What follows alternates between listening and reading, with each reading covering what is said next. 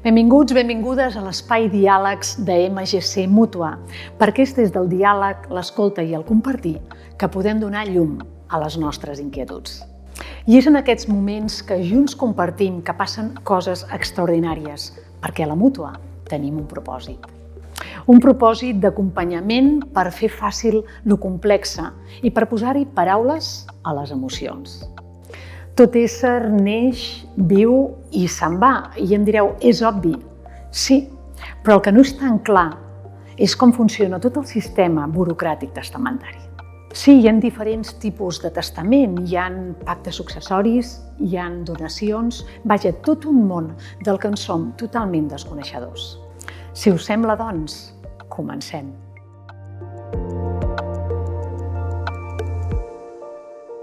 Eduard García Vilanova, benvingut, què tal, com estàs?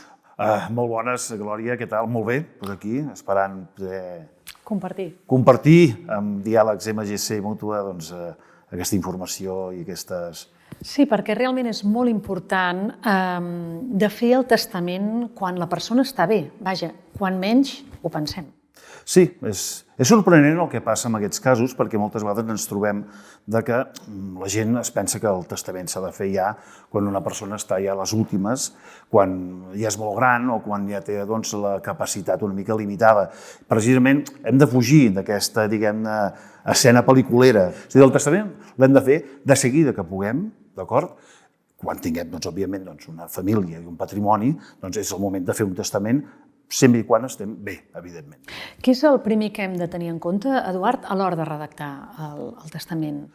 Diferents matisos i diferents apreciacions. Hem de tenir en compte, òbviament, patrimoni, hem de tenir en compte quina família tenim o tenim al nostre càrrec, d'acord? A l'hora de redactar. Un dels exemples i un dels consells que jo més dono amb la gent que ve a fer testament és que és important fugir de clàusules obscures, de fugir de clàusules ambigües que poden ser interpretades d'una forma o d'una altra. És a dir, el testament com més clar i com més català, millor, perquè així evites problemes en el cas que, per exemple, imaginem-nos una família que hi hagi una relació dolenta o una relació, com més ho compliquem, més problemes poden haver. En canvi, si ho deixem clar, no serà susceptible d'interpretació i, per tant, el testament fluirà i desplegarà els seus efectes, que és el que es pretén quan es fa un testament. Aleshores, de quins tipus de testament estem parlant?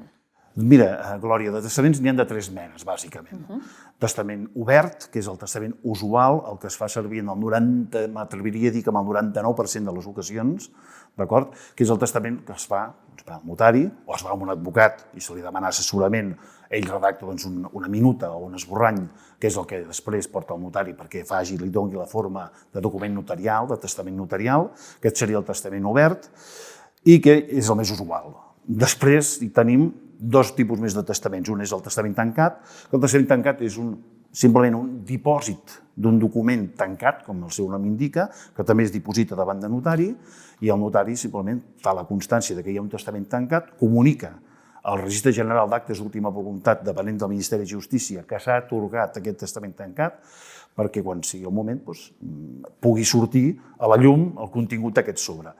I finalment el testament hològraf, que el testament hològraf, malgrat ser absolutament residual, com ja he dit, igual que el testament tancat, se n'ha parlat ara, sobretot amb el tema de la pandèmia, perquè hi ha molta gent que s'ha trobat a l'hospital, en situacions o bé directament properes a morir o directament que s'han mort allà i que s'ha tornat a, diguem-ne, no sé exactament fins a quin punt, però sí que se n'ha parlat. Podríem dir que és un tipus de testament que t'hi has trobat darrerament amb la pandèmia? La veritat és que no.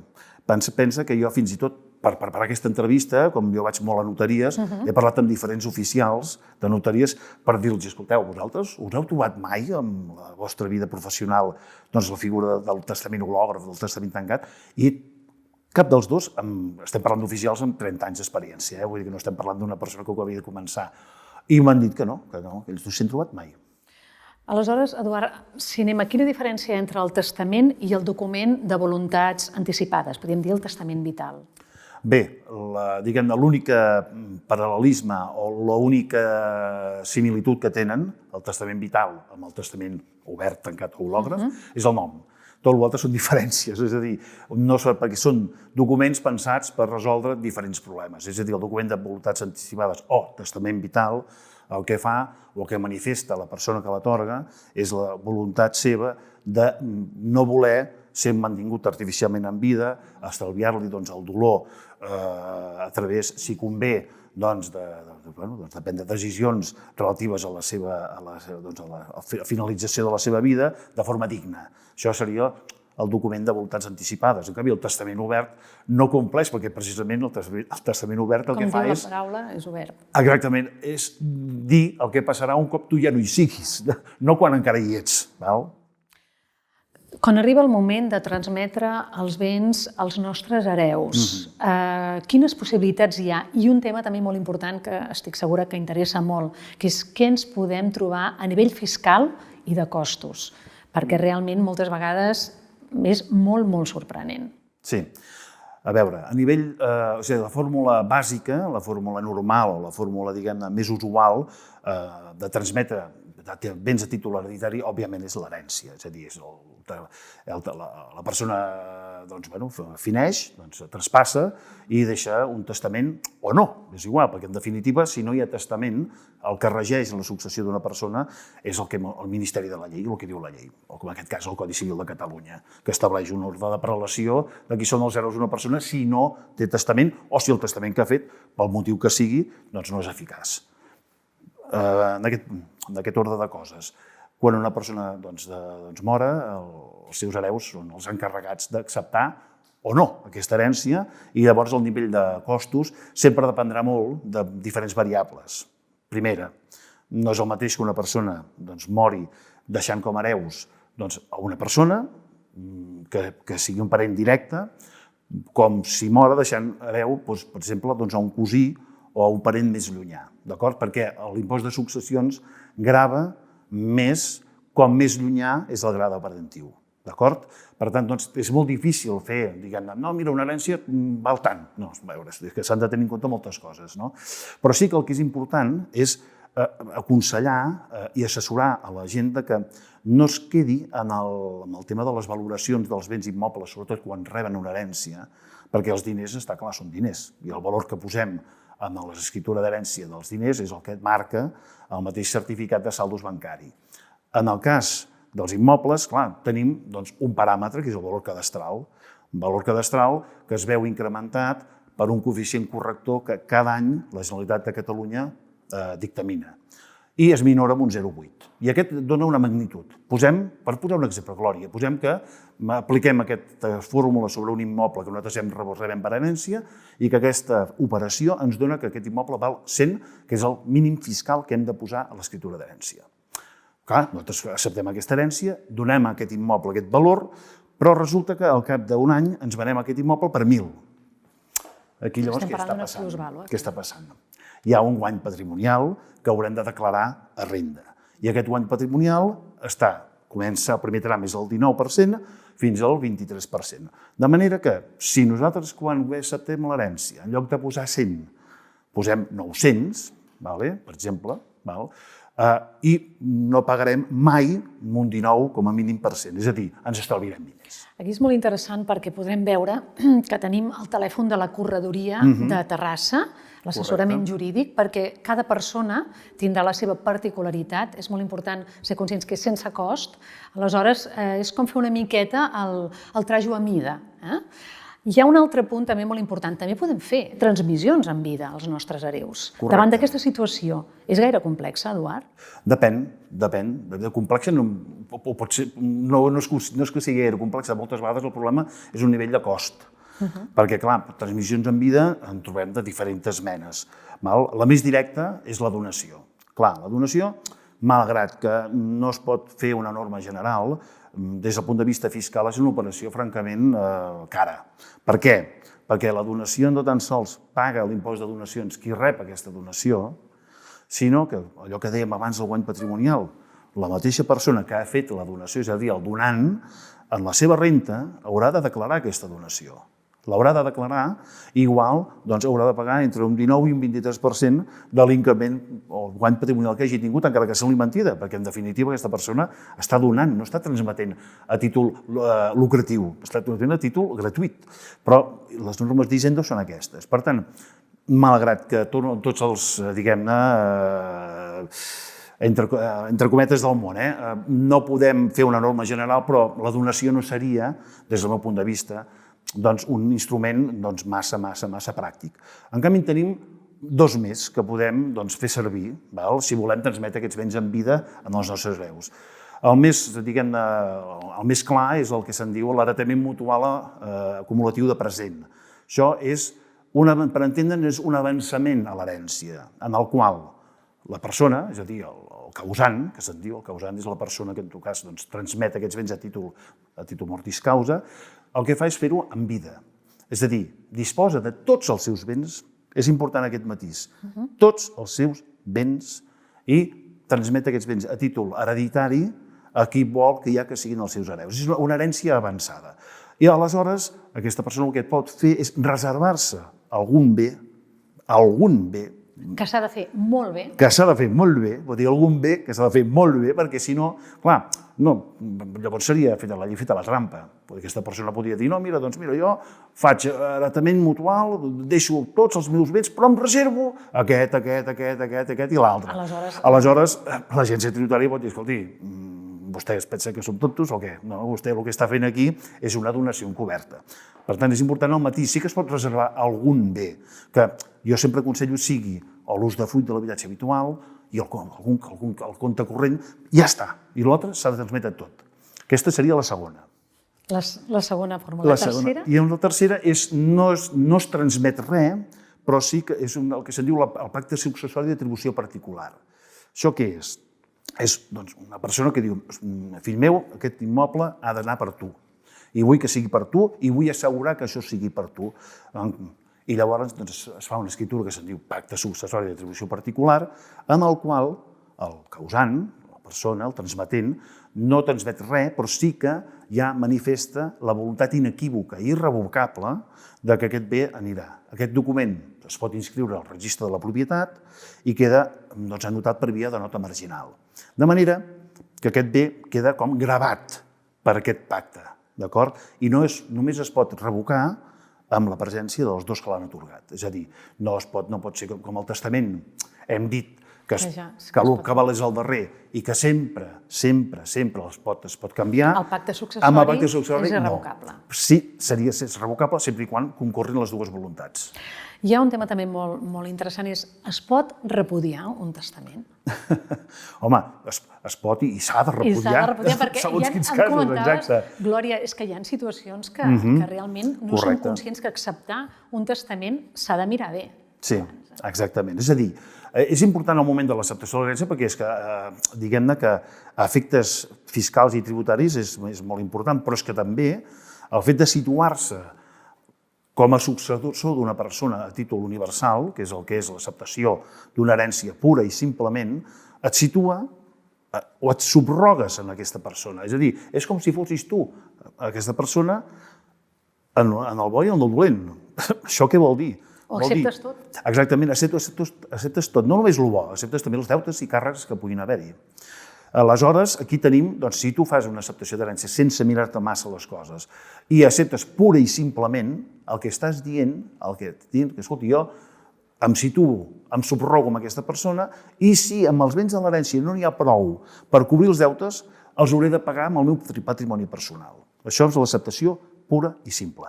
Llavors tenim la fórmula de l'acceptació a benefici d'inventari, que aquesta fórmula el que fa és que jo accepto aquesta herència, però jo només respondré, si apareixen deutes, amb els que jo rebi d'aquesta herència. De manera que com a mínim protegeixes el teu patrimoni personal.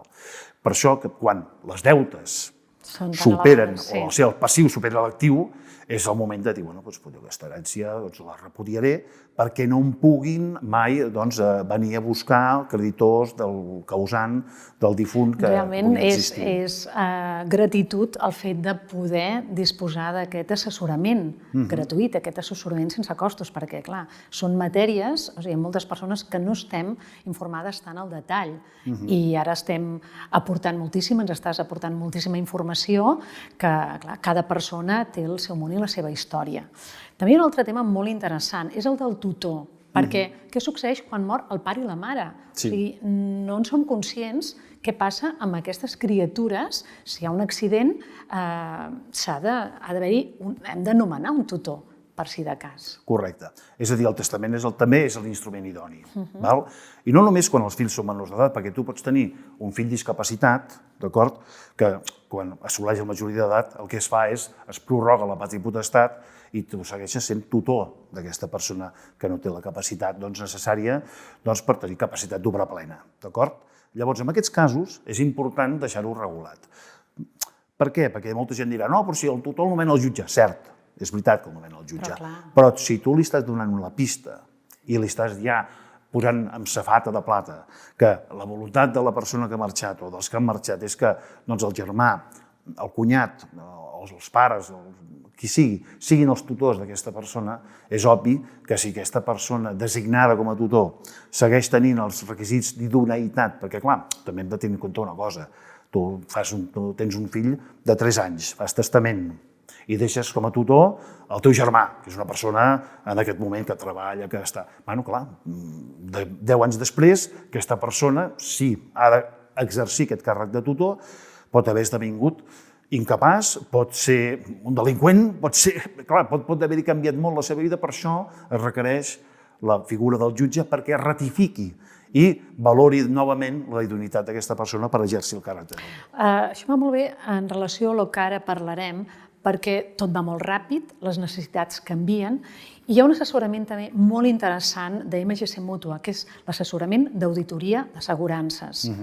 Perquè, clar, hi ha assegurances que tenim contractades de fa molts anys, no en som conscients, els temps canvien, i quan realment necessitem, resulta que allò o no ens ho cobreix o tenim un problema important. Exactament. De la mateixa manera que hem dit que el jutge valora la idoneïtat del tutor després de 10 anys d'haver estat designat testamentàriament, amb les assegurances passa una mica el mateix. És a dir, hem de valorar quina idoneïtat té aquesta assegurança en el moment actual, si els capitals que es van posar en el seu moment potser ara no són els adequats o les cobertures han canviat o hem fet obres d'ampliació de la casa, en el cas d'una assegurança de la llar.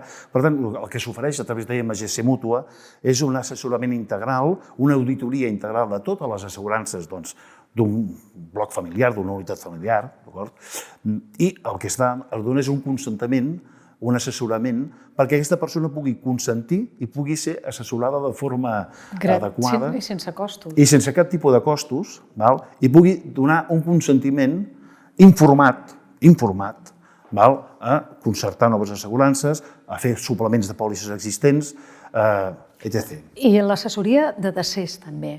Em comentaves que era important de parlar-ne. Exactament. L'assegurança de decés és precisament, hem estat tractant tot aquest tema una mica trist de la defunció. Però és realista. Però que és la vida. Jo penso que és un tema trist, però que ens alegra de pensar-hi, perquè és com fer bé les coses. És ser realista, és coherència. Sí, exactament. Sí, perquè és un fet que sabem, és com es diu en el món del dret amb un llatinajo, si em permeteu, la mort és un incertus an, incertus quando.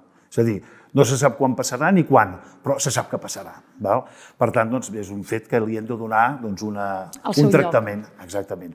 I en el cas del decés, el que MGC Mútua ofereix és un seguit de cobertures que no tan sols és perquè et cobreixin les despeses d'enterrament, et donin algun tipus d'assessorament psicològic en el cas que el necessitis, o facilitin el tema de la cremació i de les cendres amb la urna i tot això. És que això, al final diners són diners, però el que es valora molt és la tranquil·litat en uns moments que tu no estàs per aquestes coses, que hi hagi un professional al darrere que et segueixi, que et mimi, perquè tu això ho necessites en aquests moments. Eduard García Vilanova, moltíssimes gràcies per compartir, moltíssimes gràcies pel teu coneixement, perquè realment una vegada més a Diàlegs MGC Mútua podem compartir aquest regal de coneixement, perquè el coneixement és criteri i en el fons a la vida és el camí cap a on ens hem d'anar dirigint, cap a tenir el nostre propi criteri i poder anar avançant en aquest camí de vida.